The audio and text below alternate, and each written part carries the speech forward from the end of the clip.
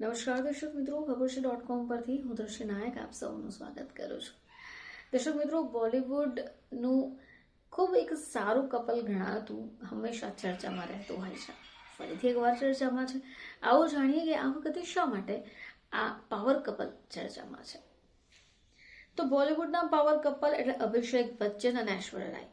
તેમનું લગ્ન જીવન અવારનવાર ચર્ચામાં રહેતું હોય છે. તો હાલમાં જ કંઈક એવું થયું કે જે પછી અભિષેકે ખુલાસો કરવો પડ્યો. આવો જાણીએ કે અભિષેકે શું કહ્યું. પેપિંગ મૂન સાથેની વાતચીતમાં અભિષેકે કહ્યું કે ઐશ્વર્યાએ આરાધ્યામાં ફિલ્મ ઇન્ડસ્ટ્રી અને અમારા કામ માટે ઘણું સન્માન ભર્યું છે. તેમણે શીખવાયું છે કે અમે જે કંઈ છીએ તે અમને ફિલ્મો અને દર્શકોને કારણે મળ્યું છે.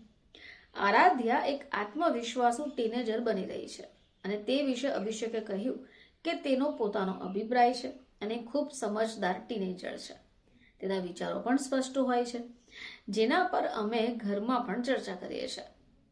અભિષેકે કહ્યું કે તે 14 વર્ષની છે અને તેની પાસે ફોન નથી. જો તેના મિત્રો સાથે તેની સાથે વાત કરવા ઈચ્છતા હોય તો એ માતાના ફોન પર કોલ કરે છે. આ અમે પહેલેથી જ નક્કી કરી દીધું હતું કે તેને ઇન્ટરનેટની સુવિધા છે, પરંતુ તેમાં પણ તેના હોમવર્ક અને રિસર્ચમાં વધુ રસ લે છે. તેને સ્કૂલ પણ ખૂબ ગમે છે.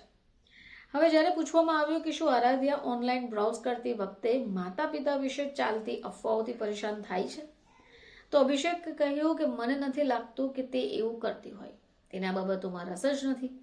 તેણે તેની માતા પાસેથી આ શીખી લીધું છે કે દરેક વાંચેલી વાત ઉપર વિશ્વાસ ન કરવો. જેમ મારા માતા પિતા મારી સાથે પ્રમાણિક રહેતા હતા, તેમજ અમે પણ અમારા પરિવાર સાથે સંપૂર્ણ પ્રમાણિક રહીએ છીએ. અભિષેકને એ પણ પૂછવામાં આવ્યું કે શું તે સાચું છે કે આરાધ્યાના જન્મ પહેલા જ તેણે દારૂ અને સિગારેટ છોડ્યા હતા. જોકે આના જવાબમાં અભિષેકે હા કહ્યું અને કહ્યું કે મેં બધું જ છોડી દીધું છે અને હવે હું બિલકુલ હાથ નથી લગાવતો.